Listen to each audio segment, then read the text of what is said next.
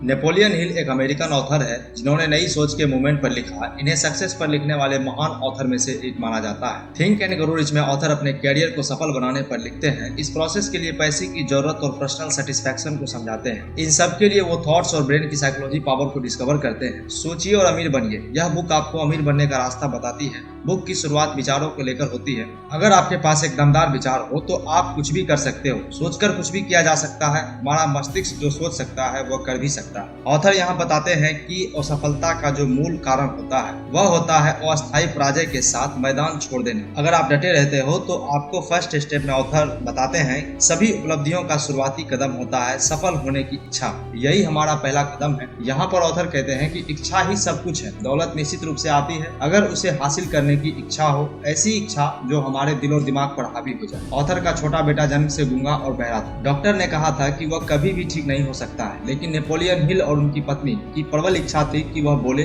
फिर कई सालों बाद ऐसा हुआ भी। यहाँ ऑथर अपनी प्रबल इच्छा की ताकत बताता है जिसके चलते उनका बेटा पूर्ण रूप से स्वस्थ हो गया। मस्तिष्क की कोई सीमा नहीं होती है सिवाय उन सीमाओं के जिन्हें हम मान लेते हैं। सेकंड स्टेप में ऑथर कहते हैं कि to become rich auto suggestion. आत्म सुझाव का मतलब है खुद के दिमाग को समझाना। आप जो भी लक्ष्य हासिल करना चाहते हो उसे अपने सबकॉन्शियस माइंड यानी अवचेतन मन में कैसे डालें। इसके लिए यहाँ नेपोलियन हिल 3 सुझाव देते हैं। पहला, अपने लक्ष्य को एक कागज पर लिखें। दूसरा, इसे 7 अलग अलग जगहों पर बैठकर दोहराएं। तीसरा, इस काम को सुबह और शाम दोनों समय पर करें। आपको यह भी ध्यान रखना है कि आप जो शब्द बोल रहे हो वह भावपूर्ण होना चाहिए। बिना भाव के आपका अवचेतन मन उन बातों को कभी नहीं मानेगा। हर मुश्किल, हर असफलता, हर दुख में इसके बराबर या इससे भी बड़ा लाभ छुपा होता है। थर्ड स्टेप में ऑथर कहते हैं कि to become rich specialised knowledge. विशेष ज्ञान या व्यक्तिगत अनुभव। आपने जो लक्ष्य चुना है उसे हासिल करने का नॉलेज आपके पास होना चाहिए। अगर हमें लक्ष्य को हासिल करने का ज्ञान या अनुभव नहीं है तो इस पूरी कल्पना का कोई फायदा नहीं होता। अगर आप एक सॉफ्टवेयर डेवलपर बनना चाहते हो लेकिन आपको कंप्यूटर या प्रोग्रामिंग लैंग्वेज नहीं आती है तो आप उसे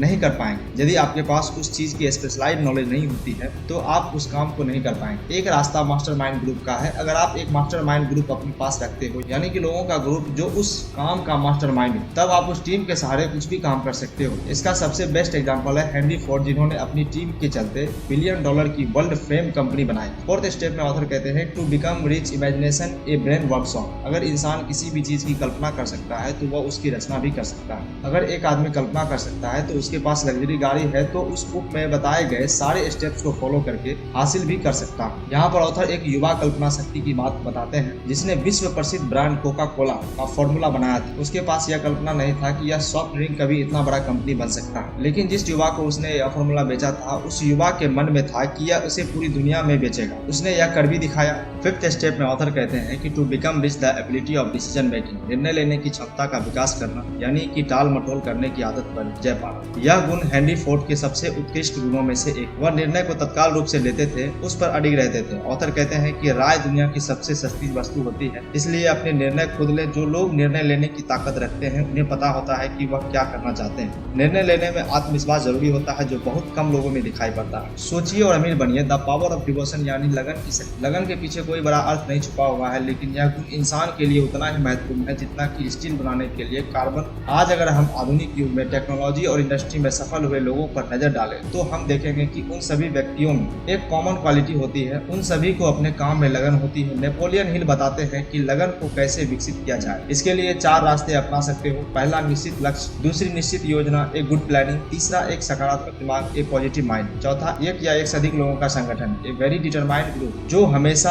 आपको प्रोत्साहित करे। यहाँ लेखक का मतलब मास्टरमाइंड ग्रुप। लेखक का यहाँ मतलब है कि मास्टरमाइंड ग्रुप। दोस्तों, इस वीडियो में हमने थिंक एंड ग्रो रिच में 6 बातें बताने का प्रयास किया और उम्मीद है कि यह वीडियो आपको काफी अच्छी लगी होगी। इसलिए वीडियो को लाइक करें और चैनल पर नए आए हैं तो इसको सब्सक्राइब करके बेल आइकन दबाएं। मिलते हैं अगली वीडियो में, तब तक के लिए जय हिंद, वंदे मातरम।